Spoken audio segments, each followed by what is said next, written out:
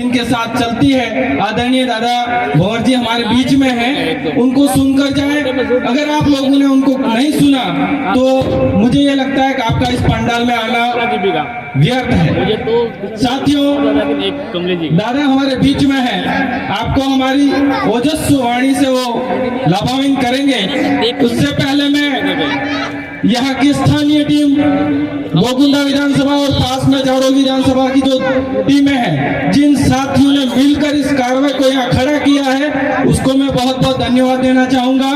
क्योंकि यहाँ हम लोग बहुत बार घूमे हैं, फील्ड में गए हैं, लेकिन आज आप लोगों के बीच में जो मेहनत दिख रही है, वो मेहनत और इस स्टेज पर बैन सांता ग्रासिया जैसे वक्ता यहाँ आकर बोल के गए हैं, मैं यहाँ के साथियों का खूब खूब धन्यवाद करना चाहता हूँ। साथ ही हम लोग इस मंच के माध्यम से जो बात करना चाहते हैं, आदिवासी परिवार, सांस्कृतिक शुद्धिकरण, वैचारिक एकीकरण, सामाजिक और संवैधानिक जन जागरण, जिस बात के लिए हम यहाँ इकट्ठा हुए हैं। साथियों, इस इलाके में सांस्कृतिक शुद्धिकरण मुझे नहीं लगता है करने की जरूरत है, क्योंकि लोकसभा चुनाव में यहाँ मैं इस इलाके में गांव-गांव गया हूँ।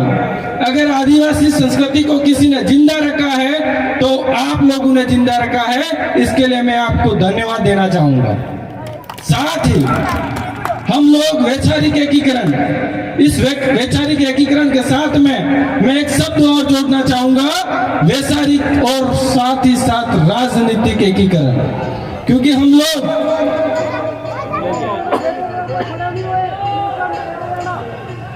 साथियों, वैचारिक एकीकरण के साथ साथ हमारा जो राजनीतिक एकीकरण होना चाहिए। इसी बीच हमारे बीच में सेलाना विधानसभा सदस्य, अभी जिनकी बात हो रही थी, विधायक कमलेश्वर जी ढोडियार हमारे बीच में पधारे हैं। आपका गोकुंदा विधानसभा की तरफ से खूब खूब स्वागत जोहार। और सभी साथियों से मेरा निवेदन है, आप अपने स्थान पर बैठ जाए, खड़े नहीं होंगे। आप सभी से मेरा निवेदन है, आप अपने अपने यथा स्थिति में बैठ जावे। आपको बहुत सारी बातें अभी सुनने को मिलेगी। आप इधर उधर अनर्गल नहीं घूमे और आप शांतिपूर्वक बैठे, खड़े होने की जरूरत नहीं है। आप बैठिए और अभी आप जिनका इंतजार कर रहे हैं, अभी कुछ ही क्षण में आपको मिलने वाला है। चालू रखो दादा, चालू रखो। हाँ दादा, चालू रखो। धन्यवाद। साथियों, हमारे बीच में मध्य प्रदेश से विधायक महोदय आप लोगों के लिए, आप लोगों के हक और अधिकार की लड़ाई की बात करने के लिए यहाँ उपस्थित हुए हैं। मैं वैचारिक एकीकरण की बात कर रहा था। वैचारिक एकीकरण इसलिए जरूरी है क्योंकि यहाँ का जो इलाका है, यहाँ के जो लोग हैं, यहाँ की जो आवश्यकता है, उस आधार पे, और उदयपुर के दक्षिण के साइड में जो लोग हैं, उनकी जो आवश्यकता है, उसके आधार पर हम लोग किस तरीके से हमारी लड़ाई लड़नी चाहिए।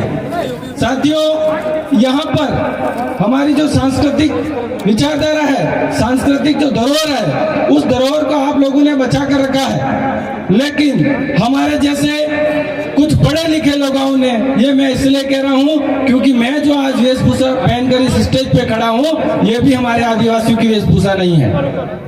लेकिन हम जैसे लोगों ने अगर आदिवासी संस्कृति को दूषित किया है, तो हम जैसे ही लोगों की जिम्मेदारी बनती है कि हम इस सांस्कृतिक जो हमारी वेशभूषा है, सांस्कृतिक जो हमारी धरोहर है, उसको बचा कर रखें।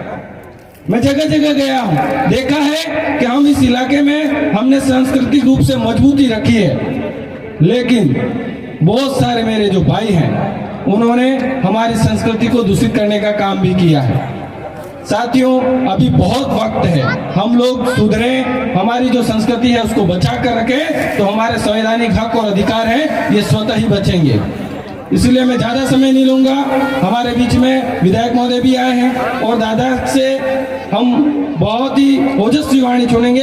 इसके लिए मैं आप सबका बहुत बहुत धन्यवाद करता हूं। साथ ही आप लोगों ने मुझे सुना, यहाँ पर समय दिया, इसके लिए खूब खूब धन्यवाद, आभार, जोहार, जय आदिवासी, जय बिल प्रदेश। हेलो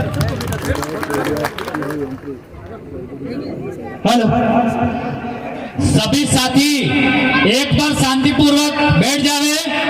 आप जिनको सुनने के लिए बेसब्री से इंतजार कर रहे थे वो वक्त आ गया है। हमारे बीच में आ रहे हैं हमारे वैचारिक गुरुजी